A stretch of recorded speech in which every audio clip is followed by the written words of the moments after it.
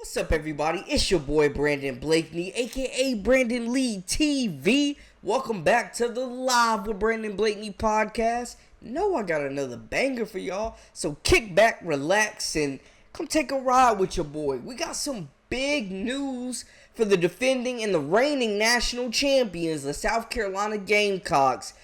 They're retaining another huge addition in that front court to build more depth. Another veteran presence with some serious size. On the other side, Uconn making moves. Just locked up Geno for the foreseeable future with a new fat contract. But before we get into all that, make sure y'all hit that subscribe button for all the latest and the greatest. And join our memberships. We got that exclusive content coming daily, weekly, whenever you need it. Now, let's get into it.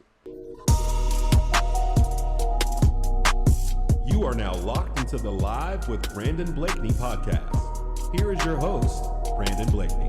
Look, man, the Gamecocks are absolutely loaded at every position next year. They were loaded with or without this news, this another returning addition to this front court that's already loaded, man. I mean, you got Ashlyn Watkins, Chloe Kitts putting on weight, working on her perimeter game a little bit.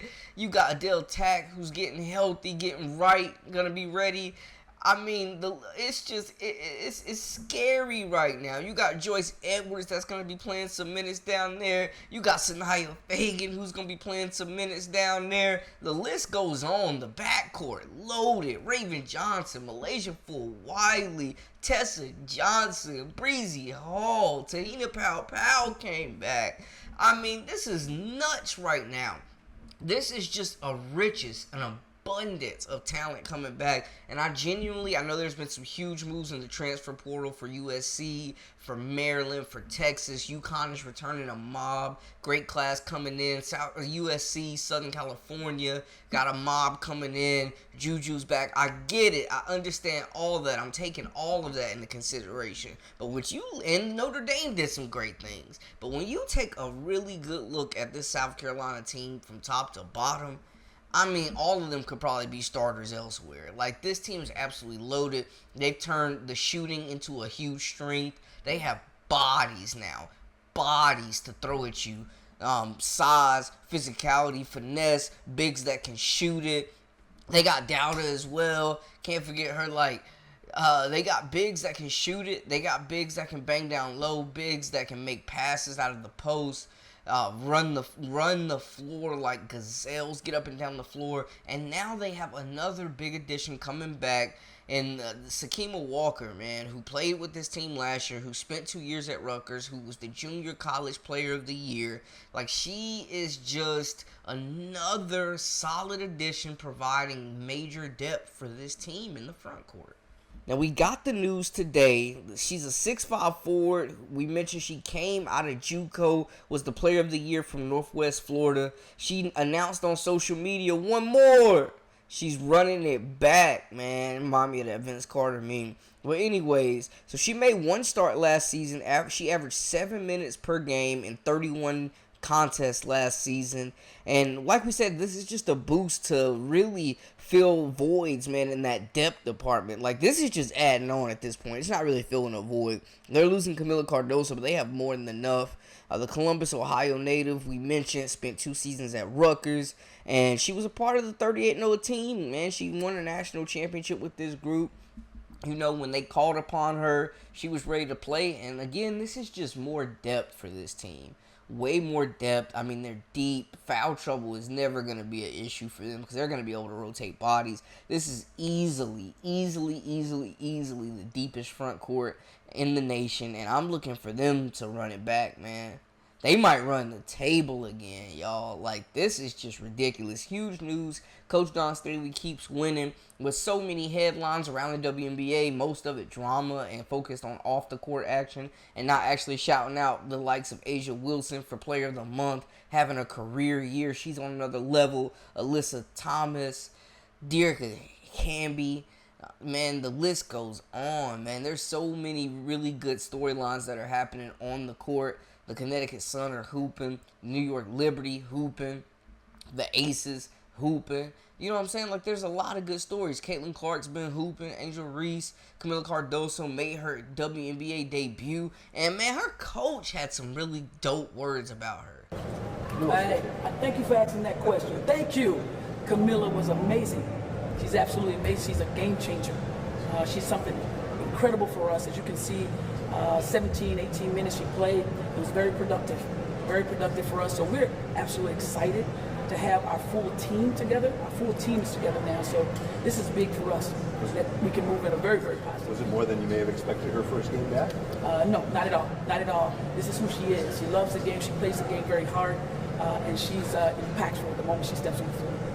So there's just a lot of great storylines. But going back, man, it's a lot to take in right now. And y'all probably saw in my previous video, we broke it all down, what's going on. It feels like the WNBA is in a war right now.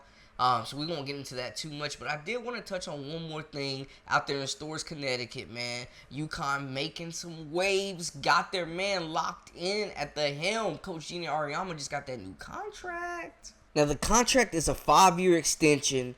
And it is worth, apparently, $18.7 million, keeping him through April of 2029, man. His base salary is going to be $400K a year, and then he will earn an additional compensation for speaking, consulting, and media obligations, which starts at a whopping $2.94 million for the 2024-25 season, and then increases by $200,000 each year after that. We know this season the Huskies are eyeing their 12th national championship, but it's been a while. It's going to be their first if they can win it since 2016, and we know what type of talent they're returning, man.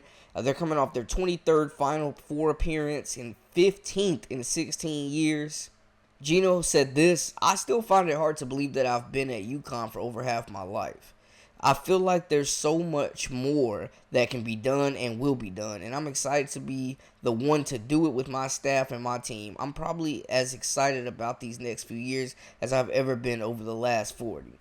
Hey, man, when you got Sarah Strong, the #1 player in the nation, coming to town, when you got Paige Beckers, possibly the best player in the nation, definitely the most efficient player in the nation, coming back, you got AZ Fudd, you got Aubrey Griffin, I mean, the list goes on. Janelle Alfie, like, the list goes on, man. Kaden Samuels, KK Arnold, like, the list goes on. Ashlyn Shade, the list goes on. And I'm sure y'all going to mention some players in the comments as well. But Uconn, I think, should be ranked number 2 in the preseason polls, man, right behind South Carolina. I know some people are going to have Southern California up there, and deservingly so, but a lot of this Uconn team has already played together, and a lot of new talent that's coming in. Caitlin Chen taking Nika Mule's spot. A lot of these players are experienced, and they've already played together, majority of this roster. They do got some newcomers that are going to get some serious minutes, but they'll fit right into a system and a culture that's already been established. But big news, man. Geno, one of the greatest to ever coach in the women's game.